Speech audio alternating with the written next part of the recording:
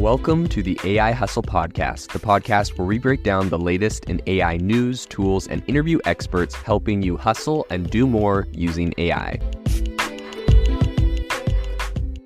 If you've been following the podcast for a while, you'll know that over the last 6 months, I've been working on a stealth AI startup. Of the hundreds of projects I've covered, this is the one that I believe has the greatest potential. So today I'm excited to announce AIBox. AIBox is a no-code AI app building platform paired with the App Store for AI that lets you monetize your AI tools. The platform lets you build apps by linking together AI models like ChatGPT, Midjourney, and 11 Labs. Eventually will integrate with software like Gmail, Trello, and Salesforce, so you can use AI to automate every function in your organization. To get notified when we launch and be one of the first to build on the platform, you can join the waitlist at aibox.ai. The link is in the show notes. We are currently raising a seed round of funding. If you're an investor that is focused on disruptive tech, I'd love to tell you more about the platform.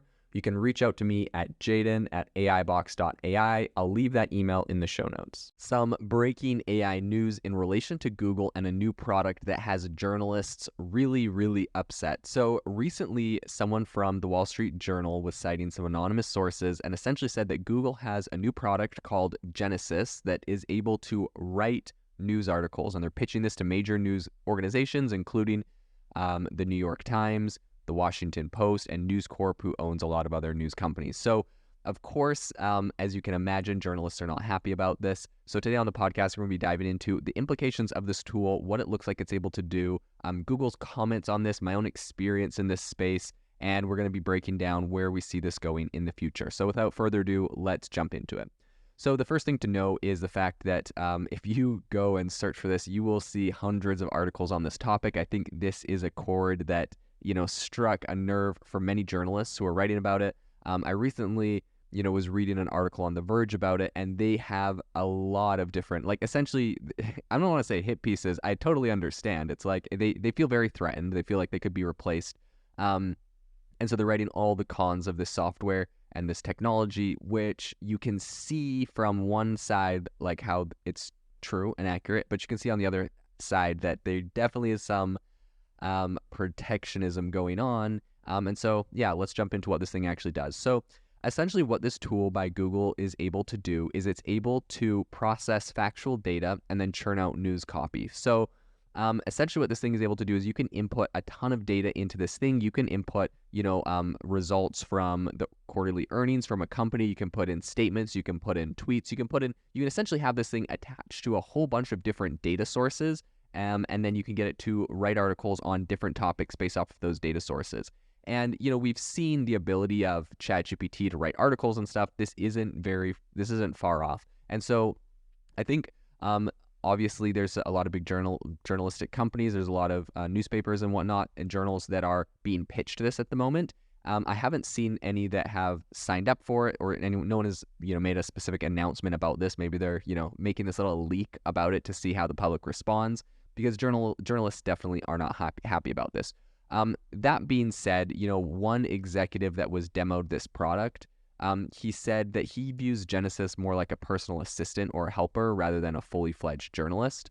And a Google spokesperson, which was Jen Kreider, she actually offered a statement to, I believe, The Verge it was, and she confirmed that Google's partnership with news publishers, especially the smaller players, was really important to them. She said that they had an aim to explore and provide AI-enabled tools that could potentially aid journalists in their work. I think Google's spin on this, and a lot of people's spin on this, is no, we're not going to replace journalists. We're just, coming up with a really great tool that can help them. And I think it's kind of the same spin that Microsoft had with Microsoft Copilot. They're like, look, we're not replacing developers. We have Microsoft Copilot to help, developers with their coding. I actually think Microsoft had a better argument there with developers, because a lot of things in code there's not, it's not black and white. There's not necessarily one way to do things. There's a lot of different ways. Some developers are extremely creative in how they code things, and how they're able to figure things out. And so I mean, that sounds bad, because now it sounds like I'm saying journalists are not creative. So let's do that. Let's talk about where I think this does not work for journalists. So number one, investigative reporting, being able to go and dig in and investigate something I think 100% this is not going to be able to replace. Journalists won't be replaced. But that being said, when it comes to putting all of your data together into one article, for example, I think this still works. So you have, let's say you have an investigative journalist. They go and they research a bunch of companies. They reach out to a bunch of people to get comments from inside a company, some confidential data. They get some leaks, some financial statements, whatever. They uncover a fraud within a company. Theoretically, they could give all this data to this genius platform and have it write out a really good expose article. But that being said, of course, this thing isn't gonna go in and gather all that data. Now, is it possible that in the future an AI could like go and send emails to pertinent people and try to find leakers and like put together an expose article? Yes, an AI could theoretically do that. You give it the mission of write an expose article on any company that you think is, engaging in corrupt practices. In fact, you could write an AI model that says, study the top, study the stock market, look for trends. We'll show you trends of companies that were committing fraud and what their products were and what the news articles were saying about them. You could, this sounds crazy, right? But like, imagine you develop an AI model that is able to detect fraud in the stock market. And then you have another AI model that goes in and, tries to email people within the company and ask them for information and tries to put an expose article on them. You have someone like, Hindenburg. That would be extremely beneficial to a lot of short sellers to be able to develop complex software like this. And it sounds crazy right now, but like, it's possible, so it will be done. I think that's one thing to note is like, if it's possible to do with AI and people are like, oh, but AI is not there yet. Okay, well, it inevitably will get there. Like, AI is improving. Look at the rate of progress we're seeing. If it's possible and someone stands to benefit from it, people that are being defrauded should know the company that they're engaging with is committing fraud, and short sellers have massive, billion-dollar financial incentives, whistleblowers, financial incentives to expose people or to, whatever. So technology like that will come out. It'll exist. And maybe it won't be public. Maybe you won't ever know about it or no company will ever announce it. But like, if Hindenburg is listening to this right now, like, all they have to do is hire some data scientists to put something together like this, and they have, some massive potential for making billions and billions of dollars. Why wouldn't they do that? They will do that. So I think that's just, one interesting thought. So that's where this thing goes. I guess that's the long term. That's where this thing goes. And so in the meantime, journalists right now are obviously not happy about it. There was a quote by Kreider from Google that says, the tool could potentially suggest headlines or offer different writing styles to journalists. We're hoping that this emerging technology will bolster journalists' productivity and creativity, similar to how our assistive tools have been enhancing user experiences in Gmail and Google Docs. Okay, so you can see Google here. It's so funny. Usually tech companies like really drum up interest about their tech and how cool and powerful it's going to be. And then here, all of a sudden, that the opposite is true when you have a company like Google like downplaying their tech. It's like, it can suggest headlines or different writing styles. It's like, you don't need a complex, powerful AI to suggest headlines. Like, I use headline suggestion tools like, 5 years ago on, random little websites. Like, you don't need headline suggestion tools. You don't need, different writing styles. Like, that's absolutely ridiculous. That's 100% Google trying to just downplay the fact that their tool inevitably can replace journalists, and therefore it will replace journalists. Is that a good thing? I'm not saying that's a good thing. I'm saying inevitably many news organizations will replace journalists with this. And yeah, I think it's definitely a bummer in a lot of regards. However, it makes a lot of financial sense when you have a company like BuzzFeed News that, declared bankruptcy. There's a whole bunch of news organizations that are declaring bankruptcy.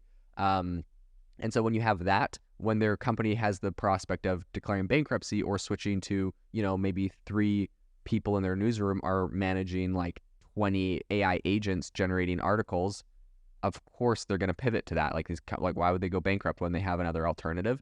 So I think given the environment of today, this inevitably will happen, and anyone saying it won't and just saying this is a little Copilot tool is kind of just blowing smoke to make it just downplay the situation.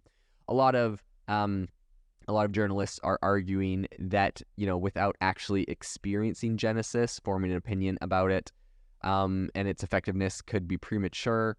A lot of people are saying, a look at previous attempts to leverage machines for journalistic tasks, like what CNET and Red Ventures and Geo Media tried to do, show that it doesn't do a good job. And essentially with CNET, what happened was they had an AI that was writing, and it was the early days of ChatGPT.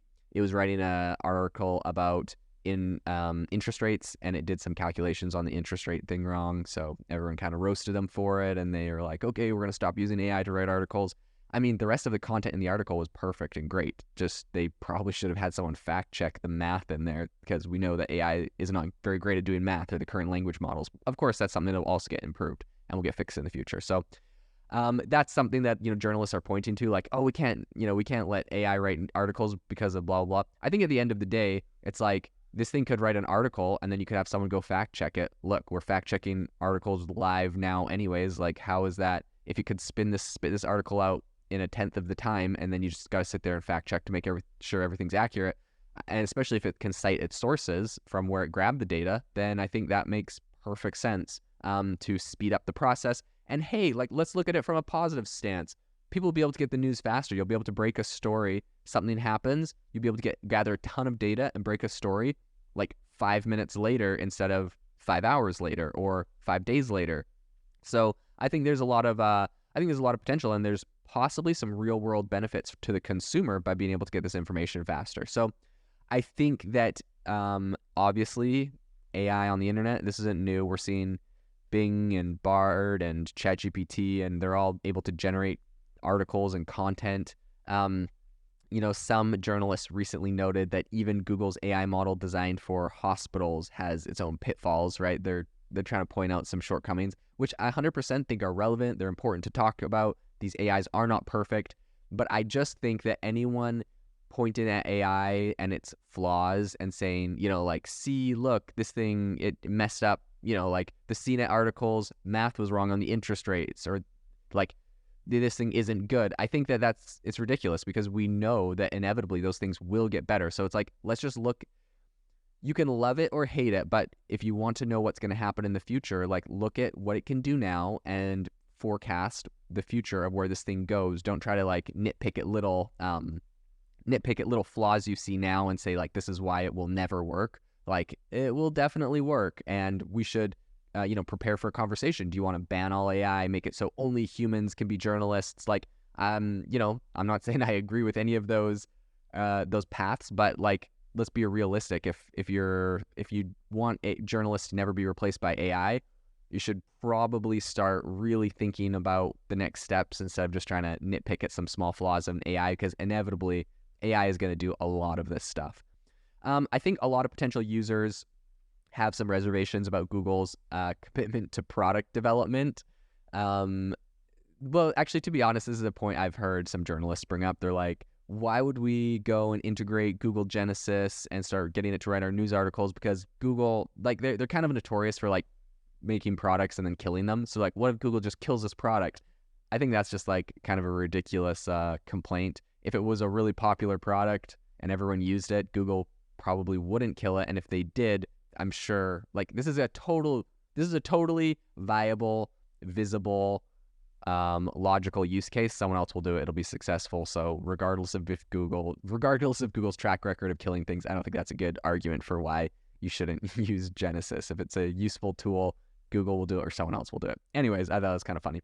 So I think that it is important to note that the relationship between Google and the news industry hasn't actually been super great. I think Google kind of had the impression that with Google News, they were going to try to help local newspapers to get more readers and whatever. And there's been a lot of people that have complained about how they went about doing that. And they've attempted to negotiate an accelerated mobile pages or an AMP debacle, and there's some federal lawsuits where essentially Gannett accused Google of maintaining ad tech monopolies that harm local news. So because of that, I think that there definitely are a lot of issues between Google. The relationship with the news industry is a little bit rocky. That being said, I don't know if it's so much Google's fault as just being indicative of what's happening in tech and in the tech industry overall.